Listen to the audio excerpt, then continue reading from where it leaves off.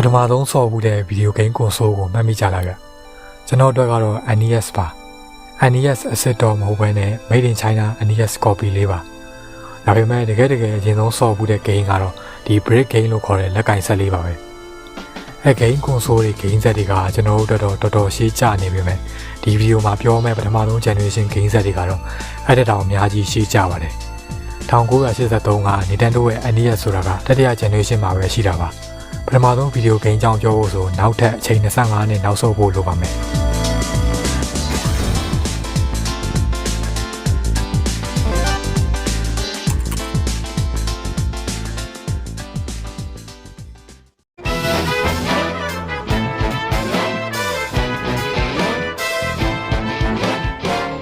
1958မှာအမေရိကန်က William Higgins ပါတန်ဆိုတဲ့ physics ပညာရှင်တယောက်က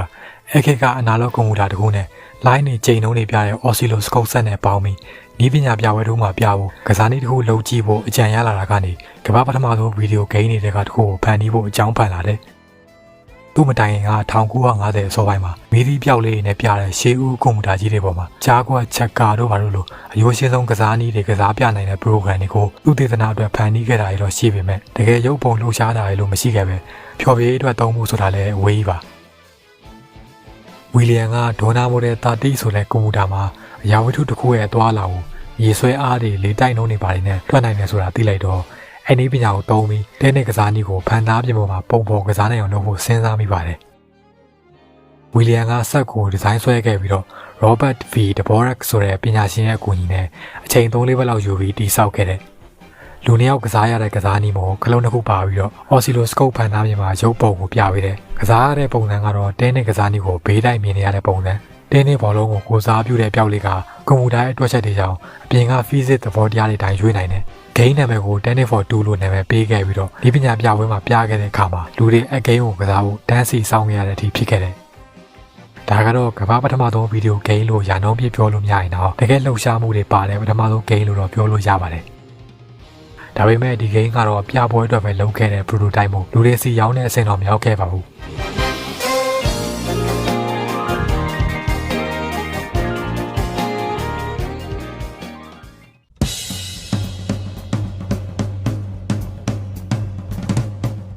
အိမ်သုံးချော်ပြေးဆက်ပစ္စည်းတစ်ခုအနေနဲ့ပထမဆုံးရောင်းခဲ့တာကတော့1992က Magnavox Odyssey ဆိုတဲ့ဆက်ပါကမ္ဘာပထမဆုံးဗီဒီယိုဂိမ်းကွန်ဆိုလ်အစစ်လို့ပြောလို့ရပြီးတော့ဂိမ်း28ခုပါခဲ့ပါတယ် Electronic ပညာရှင် Ralph H. Bell က television set တစ်ခုတည်ဆောက်ရင်းကနေ TV နဲ့ချိတ်ပြီးဂိမ်းကစားလို့ရတဲ့ဆက်တစ်ခုလုပ်ဖို့အကြံရခဲ့ပြီးတော့နောက်ဆုံးမှာ Odyssey ကိုဖန်တီးဖို့ဖြစ်လာတယ် graphic ကအဖြူရောင် pixel အပြောက်လေး3ပြောက်ရဲ့အလဲမှာ downlight မင်းတစ်ချောင်းရဲ့ပဲအများဆုံးပုံဖော်နိုင်ပြီးတော့အဲ့ဒါလေးနဲ့ပဲဂိမ်းတွေဖြစ်အောင်လုပ်ထားတာဆိုတော့စောတဲ့သူကကိုယ်စိတ်ကူးကိုပဲအများဆုံးသုံးရပါတယ်ဂိမ်းကက်လေးတွေထည့်ပြီးစောရပေမဲ့တကယ်ကိုဒီဂိမ်းပါလာမဟုတ်ပါဘူးကက်တွေကအပြောက်လေးတွေရဲ့လှုပ်ပုံနဲ့လေကမြင်းရဲ့ပုံစံကိုပြောင်းမိတာပါပြီးတော့ဂိမ်းတွေရဲ့အတွင်ပြင်အတွက်ပေးထားတဲ့ plastic အကြီးပုံတွေကို TV မှာကပ်ရပါတယ်ဘယ်ဂိမ်းအတွက်ဘယ်ကတ်သုံးရမယ်ဘယ်ပုံကိုကပ်ရမယ်ဆိုတာ manual စာအုပ်ကနေကြည့်ရပါတယ်တခြားအတွဲသုံးပြီးကစားတဲ့အန်စာတုံးတွေပါလေလည်းပါပါသေးတယ်အမှန်ဘလောက်ရတယ်ဘယ်သူနိုင်နဲ့ရှုံးနေတွေကကစားသူတွေကပဲတတ်မှတ်တာပါအဲ့တော့သဘောတရားကိုပြောရရင်အန်စာတုံးခလောက်ပြီးစောရတဲ့ဘုတ်ဂိမ်းကစားနည်းတွေစောနေလောက်ပါပဲဒါပေမဲ့ဒါကအဲ့ချိန်ခါရဲ့အမြင့်ဆုံးနည်းပညာဆိုတော့ထပ်ထွက်ဖို့လိုပါတယ်Tennis for 2တော့အလိုပဲကွန်ထရိုလာနှစ်ခုနဲ့နှစ်ယောက်ဆော့ရတဲ့ဂိမ်းတွေပဲအများဆုံးပါတယ်ကွန်ထရိုလာရဲ့ဘေးကလက်ရတဲ့ခလုံးနဲ့ဆော့ရသူရဲ့အပြောက်လေးကိုရွှေ့ရပြီးတော့အလဲမှာ reset ခလုံးဆိုတာပါတယ်အပြောက်လေးတွေက TV ပေါင်မာနဲ့မရက်ပဲကြော်သွားနိုင်တာမို့ပြန်ခေါ်ဖို့နှိမ့်ရတဲ့ခလုံးပါအခုခေတ်အနေနဲ့ကြည့်ရင်တော်တော်လေးအမြင်စိမ့်တဲ့ကွန်ထရိုလာဒီဇိုင်းပါပဲဒါပေမဲ့ကွန်ထရိုလာမှာအဲ့ဒါတွေမကပဲ shotgun ကွန်ထရိုလာတခုရှိပါသေးတယ်အဲ့တော့ဒီကွန်ဆိုးမှာဂန်းနဲ့ပြရတဲ့ shooting gameplay ပုံစံကိုလည်းပထမဆုံးဖန်တီးနိုင်ခဲ့တာပါဒီ shotgun ခလုံးမှာကျွန်တော်တို့ရင်းနှီးနေမဲ့ gun controller နဲ့ကွာတာကတကယ်အစစ်အတိုင်းဖြစ်နေတဲ့ဒီဇိုင်းမှာနောက်ပိုင်းစီးမြင့်စည်းကမ်းတွေရှိလာတော့မှ gun controller တွေကိုကစားရတဲ့ပစ္စည်းပြီးသားအောင်ဒီဇိုင်းလုပ်လာကြတာပါ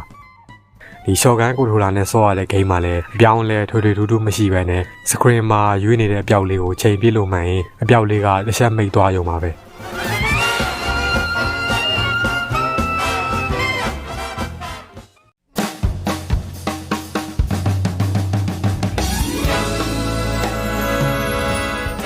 အဲ Odyssey မှာ Tennis for 2နဲ့ခက်ဆင်ပင်မောင်ရိုက်တဲ့ဂိမ်းတစ်ခုပါပါတယ်။အဲ့ဒီပင်မောင်ဂိမ်းကိုအခြေခံပြီးတော့1990မှာပဲ Atari ကုမ္ပဏီကပေါင်ဆိုတဲ့ဂိမ်းကိုထုတ်ခဲ့ပါတယ်။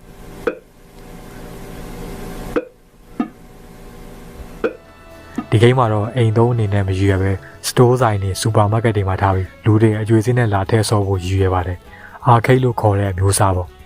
သူ့ရှိမှာအာခိတ်ဂိမ်းတချို့ရှိပြီးသားပဲမဲ့ဒီဂိမ်းမှာမှအပြည့်အသက်အောင်မြင်ခဲ့တာပါ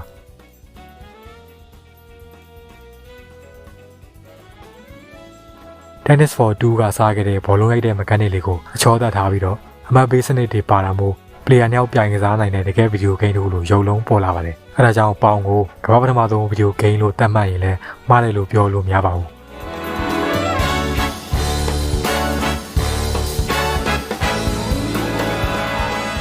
အဲ့ဒီပေါင် arcade ရဲ့ mechanic တွေကို1986မှာအိမ်နေစီတည်လာပေးခဲ့တာကတော့ Coleco Telstar ပါ။ဒီကွန်ဆိုးမှာတော့ controller ဆိုပြီးတက်မပါဘဲနဲ့ကွန်ဆိုးအပေါ်မှာပဲခလုံးနှစ်ခုထည့်ထားတာပါဂိမ်း3မျိုးပါတယ်ဒါပေမဲ့အခြေခံပေါင်ဂိမ်းနဲ့ပုံစံတွေပါပဲကတ်ဒီပါတွေလဲထည့်ပြီးဂိမ်းပြောင်းရတာမဟုတ်ဘဲနဲ့ကွန်ဆိုးအလဲကခလုံးနဲ့ပဲပြောင်းရပါတယ်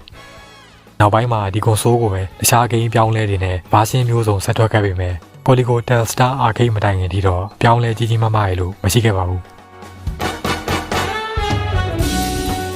ပထမဆုံး Telstar ထွက်ပြီးတစ်နှစ်ကြာမှဆက်ထွက်လာတဲ့ Telstar Arcade ကကွန်ဆိုးရတဲ့မှာအထူးဆန်းဆုံးဒီဇိုင်းလို့ပြောလို့ရပါတယ်လူရိကန်ပုံစံကွန်ဆိုးရဲ့တစ်ဖက်စီမှာခလုတ်တစ်မျိုးစီထည့်ထားတယ်။ပုံမှန်ပေါင်ဂိမ်းခလုတ်မျိုးရဲ့ဂန်ကွန်ထရိုလာရဲ့တစ်ဖက်စီပိုင်ဝင်နေမကဘဲနဲ့ gas steering control ကြီးတစ်ခုလုံးကိုပါတစ်ဖက်မှာထည့်ထားပါတယ်။ဒီတစ်ခါတော့ဂိမ်းတွေကကိုယ်ကွယ်ပြပြဖြစ်လာပြီးတော့ cartridge လို့ခေါ်တဲ့ဘူးကတ်တစ်ခုမှာဂိမ်း3လေးမျိုးစီပါပါတယ်။ cartridge တွေကလူရိကန်ပုံစံတွေဖြစ်ပြီးတော့ကွန်ဆိုးရဲ့အလဲမှာထည့်ရပါတယ်။